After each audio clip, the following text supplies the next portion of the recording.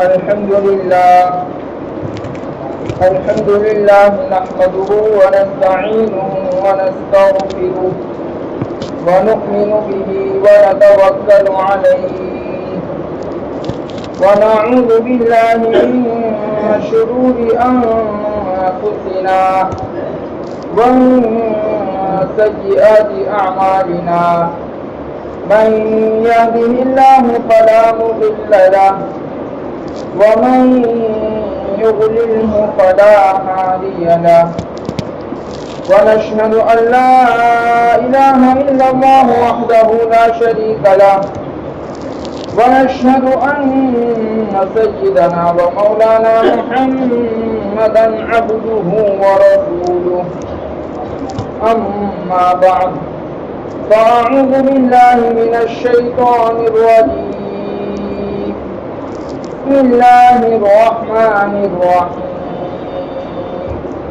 قال الله تبارك وتعالى في سورة البقرة يا أيها الذين آمنوا كتب عليكم الصيام كما كتب على الذين من قبلكم لعلكم تتقون أياما معدودات وقال فمن شهد منكم الشهر فليصم صدق الله العلي العظيم وقال النبي صلى الله عليه وسلم الصوم جنة وقال إذا دخل شهر رمضان فتحت أبواب السماء وغلقت أبواب جهنم وسلسلة الشياطين أو كما قال عليه الصلاة والتسليم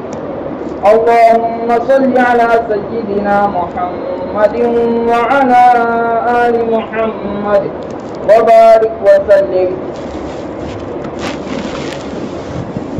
برادران اسلام اور میرے عزیزوں اور دوستوں،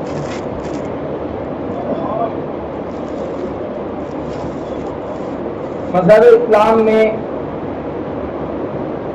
انسان کی نیت کا بہت زیادہ عمل دخل ہے اور اس کو ایک بہت بڑا مقام دیا گیا. بخاری شریف کی روایت ہے، پہلی روایت انما الاعمال بالنیات، کہ اعمال کا دار و مدار یہ نیتوں کے اوپر ہے. حدیث پاک میں آتا ہے کہ اگر کوئی شخص بہت زیادہ مال خرچ کرتا ہے، سمجھنے اور سمجھانے کے لیے کہہ لیا جائے کہ پہاڑ بھر کے سونا خرچ کرتا ہے، لیکن نیت یہ ہے دکھلاوے کی، ریاکاری کی، تو اس کو ذرہ برابر بھی ثواب نہیں ملے. اور اگر ایک آدمی کھجور کے 2 ٹکڑے کرتا ہے، ایک ٹکڑا خود کھاتا ہے، ایک ٹکڑا اپنے بھائی کو دیتا ہے، اخلاص سے اللہ کے راستے میں دیتا ہے، تو اس کا یہ ٹکڑا ہو سکتا ہے اس کی مغفرت کرواتا ہے. تو نیت کا بہت بڑا عمل اور دخل ہے. لہذا جب بھی ہم کہیں بیانوں میں وغیرہ میں بیٹھے تو اپنی نیتوں کو درست کر دیا کریں. بزرگان دین تو فرماتے ہیں کہ ہر نیک کام کے شروع میں ہم اپنی نیتوں کو ٹٹولے کہ ہماری نیت کیا ہے. اب بیان میں بیٹھنے کے لیے نیت کیا ہونی چاہیے؟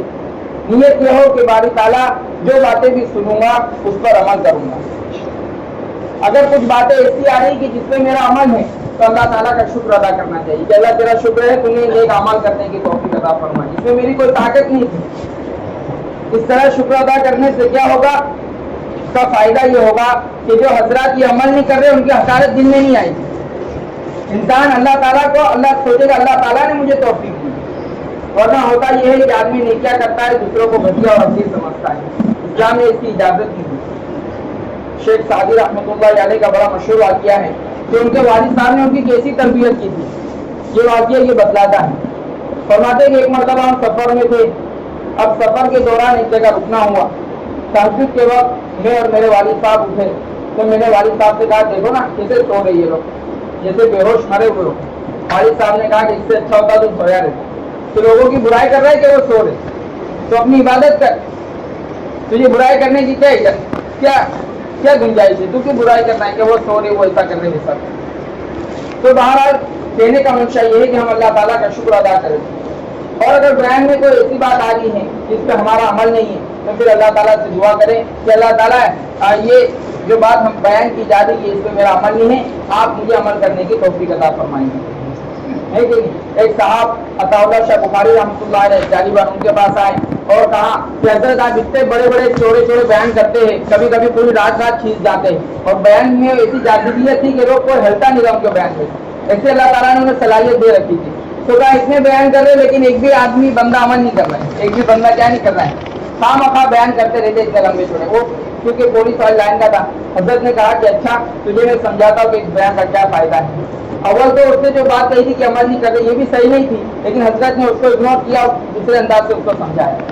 اس کو کہا کہ دیکھ تو پولیس والا آدمی ہے, تیرے کو میں اپنے انداز سے سمجھاتا ہوں کہ اگر میں کہوں کہ تو تیری پوری فوج لے لے, جتنے بھی تیرے اندر میں ہیں سب کو لے لے, بلکہ اس سے زیادہ لے لے, اور چوراہوں پہ ہر جگہ لوگوں تیرے پولیس والوں کو لگا دے کہ بھائی کوئی بھی آدمی گناہ نہیں کرے, کوئی بھی آدمی کیا نہیں کرے, گناہ نہیں کرے.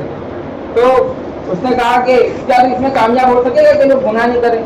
کہا کہ حضرت ہم تو کتنا دھیان رکھیں گے, اگر گھروں میں بند کریں گے تو غیبتیں ہوگی اور دوسرا سب ہو سکتا گالم گلوچ بھی ہوگی آپس کے اندر, ہم لوگوں کو کنٹرول میں نہیں کرتے, ہم گناہوں سے لوگوں کو روک لیں یہ ہماری طاقت میں نہیں ہے. حضرت نے کہا کہ بس یہ بات یہاں طرح کان کھول کر سن لے کہ میں جو بیان 3-4 گھنٹے کے کرتا ہوں, کہا کہ پورے مجمع میں تو ہر آدمی تمام گناہوں سے بچا ہوا, تمام گناہوں سے کیا ہے بڑے کے گناہ کرنے کا خیال بھی ان کے دل و دماغ کے اندر نہیں آتا. کہا کہ میں 3 گھنٹے لوگوں کو اس حالت میں رکھتا ہوں کہ وہ ہر گناہوں سے پاک و صاف ہوتے ہیں, درمیان میں کوئی گناہ نہیں کر رہے ہوتے ہیں. بتا اس سے بڑی عبادت کیا. تو کوئی والا کہنے لگا واقعہ حضرت آپ لوگ عمل کرے نہیں کرے, یہ تو کرتے ہیں لوگ, لیکن اس نے ایسے ہی کہہ دیا تھا باہر, جیسے سنائی لوگ سنائی باتیں کرتے نا, بیان کا کوئی فائدہ نہیں وغیرہ وغیرہ باہر. تو حضرت نے اس انداز سے سمجھایا. لہٰذا کہیں ایسے بیانات ہو تو ہمیں وہاں شریک ہونا چاہیے. ہمارے یہاں پہ بڑے حضرات بزرگان دین آ کر چلے جاتے ہیں, لیکن ہم میں سے کوئی اس میں شریک نہیں ہوتا. یہ نہیں کرنا چاہیے دوستوں. بہرحال تو میں نے نیت کے متعلق چند باتیں عرض کر دی.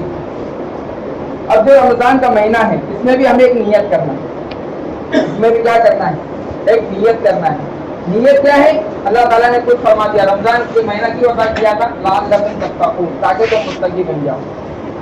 اب ہماری حالت یہ ہے دوستوں کہ ہم پورا رمضان گزر جاتا ہے لیکن ایک بھی روزہ اس نیت سے نہیں رکھتے کہ اللہ اس روزے کی برکت سے ہمیں تو متقی بنا دے, کہ ہم نے تو تیرے حکموں پر عمل کرتے ہوئے, تیری بات کو مانتے ہوئے حلال چیزوں کو بھی چھوڑ دی. حلال چیزوں کو بھی, حرام کی بات نہیں, حلال چیزوں کو بھی چھوڑ دیا جو ہماری ملکیت تھی, ہمارے فریج میں رکھی ہوئی تھی, لیکن ہم نے تیرا حکم سمجھا, اس کو ہم نے چھوڑ دیا. لہٰذا اللہ تو ہمیں بقیہ مہینوں کے اندر باقی 11 مہینوں میں ایسی توفیق دے, ایسی طاقت دے کہ تو نے جو جن چیزوں سے منع کیا ان سے ہم رکنے والے بن جائیں. یعنی ہمیں سے کوئی بھی شخص میرے دوستوں تقوی کی نیت ہی نہیں کرتا ہے کہ اللہ یہ رمضان گزرے گا اور میں متقی بن جاؤں, تو مجھے متقی بنا دے. میں روزے جو رکھ رہا ہوں اس میں میں نے حلال چیزیں چھوڑی ہے, رمضان کے بعد میں حرام چیزیں چھوڑنے والا بن جاؤں, ایسا تم سے بنا دے. میرے دوستوں نتیجہ یہ ہے کہ انسان کی زندگی کے کئی مہینے کئی سالوں کے اندر 20, 30, 40 سال گزر جاتے ہیں لیکن انسان تقوی کی صفت سے متصف نہیں ہو پاتا. حالانکہ تقوی اتنی بڑی چیز ہے. اللہ تعالیٰ نے قرآن مجید میں ارشاد فرمایا 11ویں بارے میں, الا ان اولیاء اللہ لا خوف علیہم ولا هم يحزنون, کہ لوگوں کان کھول کر سن لو, قیامت کے دن اللہ کے ولیوں پر نہ کوئی غم ہوگا اور نہ کوئی خوف ہوگا. آج ہم ولی کس کو سمجھتے ہیں, کہتے کہ بھائی ولی وہ ہے جو 24 گھنٹہ اللہ کی عبادت کرے. میرے دوست ایسا نہیں, ہر مومن شخص اللہ کا دوست ہے, ہر مومن شخص اللہ کا دوست. اللہ تعالیٰ نے آگے فرمایا کہ وہ میرے اولیاء اللہ کون ہیں, میرے دوست کون ہیں, الذین آمنوا وکانوا یتقون. کہا کہ میرے دوست وہ ہے الذین آمنوا, جو ایمان لے کر آئے, وکانوا یتقون, اور جو تقوی اختیار کرتے ہیں. اب ہم میں سے ہر ایک اللہ تعالیٰ کا دوست ہے, لیکن فرق کیا ہے, فرق یہ ہے کہ کوئی زیادہ دوست ہے, کوئی کم دوست ہے. ہر شخص اپنے اعمال کے اعتبار سے, اور اس نے دوستی اتنی کمزور کر لی ہے کہ رمضان کے اندر بھی اسے عبادت کی توفیق نہیں ہوتی. رمضان کے اندر بھی وہ قرآن پاک کو چھونے سے محروم رہتا ہے. کسی نے دوستی کو اتنا کمزور کر دیا ہے. ورنہ اللہ تعالیٰ قرآن مجید میں فرمایا 3 بارے میں, اللہ ولی الذین آمنوا, کہ اللہ تو مومنین کا دوست ہے. اللہ تبارک و تعالیٰ کیا ہے, مومنین کا دوست. حالانکہ اللہ تبارک و تعالیٰ کی سمجھے بہت زیادہ رحمت ہے, ورنہ کہنا چاہیے تھا کہ مومنین اللہ تعالیٰ کے دوست ہیں, لیکن اللہ نے وہ طرز نہیں اختیار کی. شان رحیمی کو دکھایا کہ مومنوں اگر تم ایمان لاتے ہو میں تمہارا دوست, یعنی ابتدا اپنی جانب سے کی. بہرحال تو رمضان کا جو مہینہ ہے اس کا مین مقصد میرے دوستوں کیا ہے؟ تقویٰ ہے. تقویٰ ہماری زندگیوں کے اندر آنا چاہیے. روزے کے اندر بھی دیکھیے تفسیر اگر آپ دیکھیں گے پتہ چلے گا روزے کی تفسیر کہ روزہ صرف یہ نہیں کہ انسان کھانے پینے سے رک جائے, کھانے پینے سے اور شہوت کو پورا کرنے سے رک جائے, اس کا نام روزہ نہیں. کہا روزہ یہ ہے کہ انسان پورے اعضاء ہے ان تمام کے اعتبار سے روزے سے, یعنی جس طرح کھانے سے بچتا ہے, پینے سے بچتا ہے اور شہوت کو پوری کرنے سے رکا رہتا ہے, اسی طرح سے آنکھ کا غلط استعمال کرنے سے رکا, کان کا غلط استعمال کرنے سے رکا, زبان کا غلط استعمال کرنے سے رکا رہے. بلکہ حدیث سے بات میں تو آتا ہے کہ اگر کوئی سامنے سے لڑنے آ جائے, سامنے سے لڑنے تو تم لڑنے مت کھڑے ہو جا, کہہ دینا کہ انی امرؤ صائم, ارے میں تو روزے سے ہوں. ٹھیک ہے, اگر کوئی چاہے تم سے لڑنے لگے تو اس کو بھی کیا کرنا ہے؟ اگنور کرنا ہے کہ بھائی میں تو روزے سے ہوں, میں تجھ سے نہیں لڑ سکتا. تو زبان کا غلط استعمال نہیں کرنا. اسی طرح سے ہاتھ کے ذریعے سے حرام چیزوں کو نہیں پکڑنا ہے. اس طرح سے میرے دوستوں پورے بدن کا اس طرح سے ہمیں روزہ رکھنا ہے, تو تب جا کے ہمارا روزہ مکمل ہوگا. ورنہ ہوگا یہ کہ ہمارا فرض ادا ہو جائے گا لیکن ہمیں ثواب نہیں ملے گا. ہمارا فرض تو ادا ہو جائے گا لیکن ثواب نہیں ملے گا. اللہ کے رسول صلی اللہ علیہ وسلم نے فرمایا رب صائم لیس له من صيامه الا الجوع, کہ کتنے روزے دار ایسے ہیں کہ جو روزہ تو رکھتے ہیں لیکن انہیں بھوکا رہنے کے علاوہ کچھ بھی حاصل نہیں, بھوکا رہنے کے علاوہ دوستوں کچھ بھی حاصل نہیں ہوتا. امام غزالی رحمۃ اللہ علیہ نے دو تفصیل بیان کی. کہا کہ ہو سکتا ہے یہ وہ شخص ہو جو روزہ تو رکھتا ہو لیکن افطار حرام مال سے کرتا ہو. افطار کس سے کرتا ہو؟ حرام مال سے کرتا ہو. غالباً اللہ کے رسول نے ان کے متعلق فرمایا کہ اس کو بھوکا رہنے سے سوا کچھ حاصل نہیں ہوتا. اور دوسری توڑی یہ بیان فرمائی کہ یہ وہ شخص ہے جو روزہ تو رکھتا ہے لیکن حرام چیزوں سے نہیں بچتا ہے, حرام چیزوں سے نہیں بچتا ہے. ڈالن گلوچ بھی چالو ہے اور فلمیں وغیرہ جو بھی چیزیں گندی وہ سب دیکھنا بھی چالو ہے, ساری چیزیں سن رہا ہے. تو کہا ہو سکتا ہے یہ وہ شخص ہو کہ جس کو بھوکا رہنے کے علاوہ کچھ بھی حاصل نہیں. اسی طرح سے میرے دوستوں اخلاص ہے. اپنے روزے کے اندر ہمیں اخلاص کے ساتھ روزہ رکھنا ہے. دکھلاوا اور ریاکاری ہمارے روزے کے اندر بھی ہونا چاہیے, ورنہ یہ بھی ہمارا جو روزہ ہے اس کے ثواب کو ختم کر کے رکھے. بہرحال تو میں کر رہا تھا کہ روزہ جو ہے میرے دوستوں پورے اعضاء جسمانی کا ہونا چاہیے, ہر عضو کا ہونا چاہیے. کیوں؟ کہا کہ اس رمضان کے مہینے میں جب ایک مہینہ ہم اس طرح سے گزار دیں گے انشاءاللہ باقی مہینے میں ہمیں گناہوں سے بچنے میں مدد ملے گی. آج اللہ معاف فرمائے ہم گناہوں کے ارادے لیے پھرتے ہیں کہ فلاں گناہ کا موقع ملے گا, یہ کر لوں گا, وہ کر لوں گا. بلکہ مسلمانوں کی حالت تو ایسی ہو گئی ہے, اللہ معاف فرمائے ابھی رمضان کا مہینہ ختم نہیں ہوتا اس سے پہلے وہ ٹکٹ بک کرا لیتے کہ وہاں دیکھنے جانا, نام نہیں لیتا میری چیز کا. یہ قدردانی مسلمانوں کی. رمضان کے مہینے کی ابھی تو رمضان بھی ختم نہیں ہوا, رمضان نے ہی گناہوں کی پلاننگ چالو کر دی. رمضان بھی ختم نہیں ہوا. وہ لوگ جن کا پیسہ مسجدوں میں نہیں نکلتا ہے, یتیموں پہ ان کو زیادہ 100 روپیہ بھی زیادہ دکھتا ہے, ایسے حضرات اس سے کئی زیادہ مہنگی ٹکٹیں بک کرنے لگ جاتے ہیں. خود حضرات تو پورے گھر والوں کے ساتھ جاتے ہیں. میرے دوستوں کیا یہ ہمارے مسلمانی ہیں اور کیا یہ رمضان کی قدردانی ہے؟ کیا آپ کو لگتا ہے کہ ایسے حضرات کی اللہ تعالیٰ مغفرت فرمائیں گے جو رمضان کے اندر ہی اس قدر بڑے لیول پر جا کر گناہ کرنے کی پلاننگ کر رہے ہیں؟ اور کیا آپ کو لگتا ہے کہ ایسے حضرات رمضان کے اندر بھی گناہوں سے بچے ہوں گے اور بچ کر انہوں نے زندگی گزاری؟ میرے دوستوں رمضان کا مہینہ بہت مبارک مہینہ ہے. یہ یوں ہی نہیں ہے, اصل وجہ یہ ہے کہ ہم اس کی قدردانی نہیں کرتے ہیں. ورنہ اگر صحیح طور پر قدردانی کرے تو ہمیں ضرور رمضان گزرنے کے بعد ایک بدلاؤ نظر آئے گا اپنے آپ کے اندر.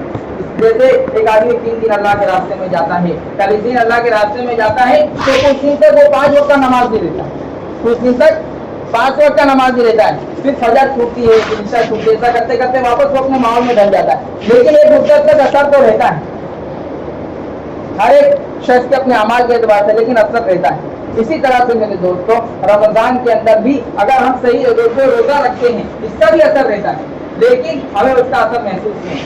کیا نہیں ہوتا ہے محسوس نہیں. جو فرمایا کرتے تھے مفتی سعید صاحب نور اللہ مرقدہ دارالعلوم دیوبند کے شیخ الحدیث صاحب کہ ہم حدیث پاک میں پڑھتے ہیں کہ من صام رمضان ایمانا واحتسابا غفر له ما تقدم من ذنبه، پھر اس جگہ فرمایا من قام رمضان ایمانا واحتسابا غفر له ما تقدم من ذنبه، ایک جگہ فرمایا من قام فی لیلۃ القدر ایمانا واحتسابا غفر له ما تقدم من ذنبه، کہ جو رمضان کے روزے رکھے اللہ تعالیٰ فرماتے ہیں اس کی مغفرت اس کے پچھلے گناہوں کو معاف کر دیا جاتا ہے۔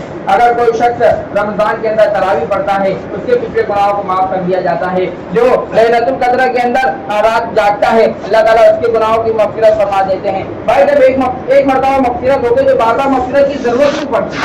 حضرت فرماتے تھے دراصل مغفرت میں چمک لانے کے لیے، جوش لانے کے لیے۔ پھر حضرت مثال دیا کرتے تھے کہ جیسے مثال کے طور پہ ہمارا کپڑا ہے واشنگ مشین میں ڈالا وہ دھل جائے گا، بغیر صابن یا ہم نے واشنگ مشین میں نہیں ڈالا وہی پانی سے دھل لیا بہت سارے داغ دھبے نکل جائیں گے، لیکن کیا ہم پہنتے پانی پہنیں گے، کیا کریں گے کہا کمفرٹ ڈالو، خوشبو آ گئی، کمفرٹ ڈال دیا چلو ہو گیا، کہا باہر نکالو اب پریس لگاؤ، کیا کرو پریس لگاؤ۔ تو کہا کہ اسی طرح سے اللہ تبارک و تعالیٰ بھی بار بار مغفرت فرما کے گویا کہ مغفرت میں چمک لاتے ہیں۔ یہ خالی کپڑے دھلے ہوئے ہو اور دے دیا جائے ہمیں پہنتے ہیں نہیں پہنتے، بہت سارے بولے بھائی اس کی پریس کرو، بھائی کپڑا پاک ہے صاف ہے چمکدار ہے کیوں نہیں پہن رہے؟ کہا کہ مجھے اور زیادہ چمک چاہیے، کہا کہ اس پہ پریس کرو۔